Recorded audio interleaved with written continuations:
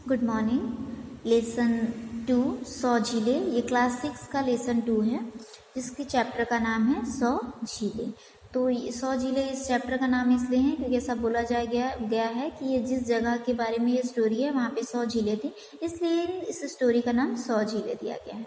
इस स्टोरी में हम लोग पढ़ेंगे कि किस प्रकार ये एक काल्पनिक कथा है। जो देखा जाए तो हमारे देखेंगे हम लोग गांव मोहल्ले में कुछ लोक कथाएं प्रचलित होती हैं, इसी तरह से ये भी एक लोक कथा है। लोगों का ऐसा मानना है कि ऐसा वहाँ पर हुआ था, उसी को बेस करके ये स्टोरी है। तो हम स्टोरी पढ़ेंगे, स्टोरी में क्या दिया गया है। चीन में मीन नदी के आसपास अनेक छोटी छोटी झीलें हैं। चीन एक जगह का नाम है जहाँ पे एक नदी है, उस नदी का नाम है मीन नदी। उस नदी के आसपास बहुत सारी छोटी छोटी झीलें हैं।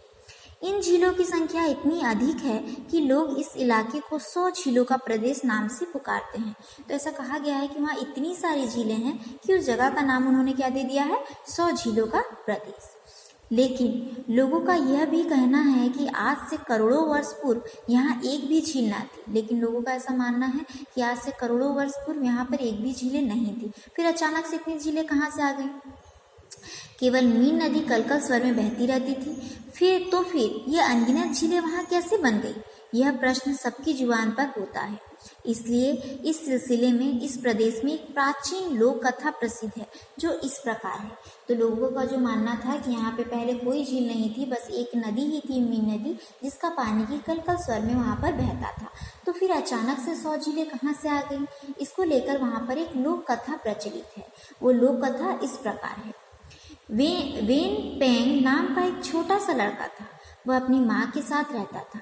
उसके पिता का देहांत हो चुका था, इसलिए घर चलाने के लिए उसकी माँ दिन रात चावल के खेतों में जी तोड़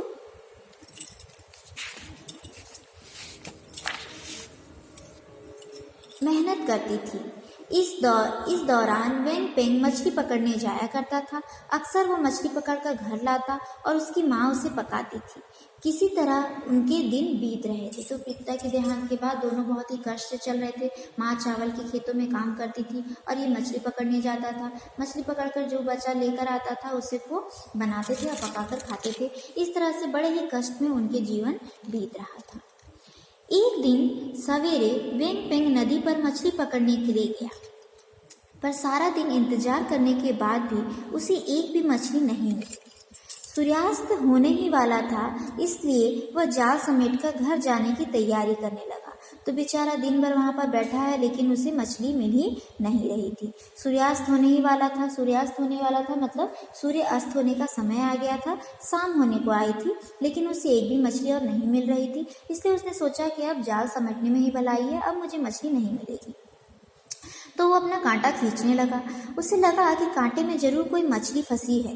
वह पूरी ताकत लगाकर उसे ऊपर खींचने लगा। तो उसे ऐसा लग रहा था कि शायद कुछ फंसी मछली को फंस गई है जाल में, और उसे वो पूरी ताकत से वो ऊपर खींचने लगता है। इधर मछली भी बचने के लिए जोर लगा रही थी। आखिर वेंग पेंग मछली को पानी से बाहर निकालने में सफल हो गया। मछली देखकर तो वो हैरान रह गया, क्योंकि आज तक उसने ऐसी सुंदर चमकीली सुनहरी मछली नहीं देखी थी।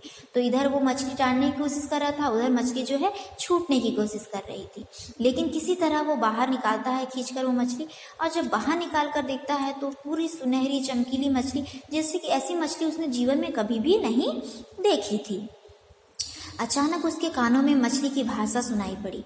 वह सुनहरी मछली मनुष्यों की भाषा में कह रही थी, कृपया मुझ पर दया करें और मुझे ना खाएं। तो उसे ऐसा लगता है कि ये मछली बोल रही है। जब वो सुनने की कोशिश करते हैं तो हाँ, सच में वो मछली बोलती है कि कृपा करके मुझे छोड़ दीजिए, मुझे मत खाइए, मुझे जल्दी से पानी में डाल दे, नहीं तो मैं मर जाऊंगी। वो मछली बोलती है कि मुझे जल्दी से जल्दी पानी में डाल दो, नहीं तो मैं मर जाऊंगी। वेन पेंग जानता था कि मछली को पानी में डाल देने से उसे भूखे पेट सोना पड़ेगा, लेकिन उसे सुनहरी मछली पर बरबस दया आ रही थी। तो वो जानता था कि अगर वो मछली पकड़ कर नहीं लेके जाएगा तो खाने को आज कुछ नहीं मिलेगा, भूखे पेट ही सोना पड़ेगा। लेकिन उसे उस पर बरबस यानी बहुत उसे बिना कारण मतलब बहुत ज़्यादा बलपूर्वक जिसको बोलते हैं, उसके ऊपर दया आ रही थी। उसने मछली के मुंह से कांटा निकाला और उसे वापस पानी में डाल दिया। तो उसने निश्चय किया, चाहे मुझे आज भूखा सोना पड़े, लेकिन मैं ये मछली को नहीं खाऊंगा, और वो उसे फिर से पानी में छोड़ देता है।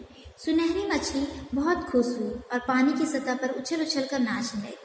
फिर उसने वैन पेंग से कहा, तुम्हारी इस दया का बदला तुम्हें जरूर मिलेगा।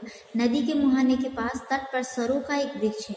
नदी के मुहाना, जहाँ पे नदी जहाँ से स्टार्ट होता है, कोना जो उसका एंड जो बोलते हैं, वहाँ पे मुहाने के पास तुम्हें एक, जहाँ से कि समुद्र और नदी के गिरने का स्थान होता है, जहाँ पे नदी जाकर समुद्र में मिल जाती है, वो जो एंडिंग पॉइंट जहाँ पे नदी का होता है, वहाँ पे एक सरों का वृक्ष है। सरों एक वृक्ष का नाम है, सरों का एक वृक्ष है। उसकी जड़ों के पास खोदना तो तुम्हें एक मूल्यवान मोती मिलेगा।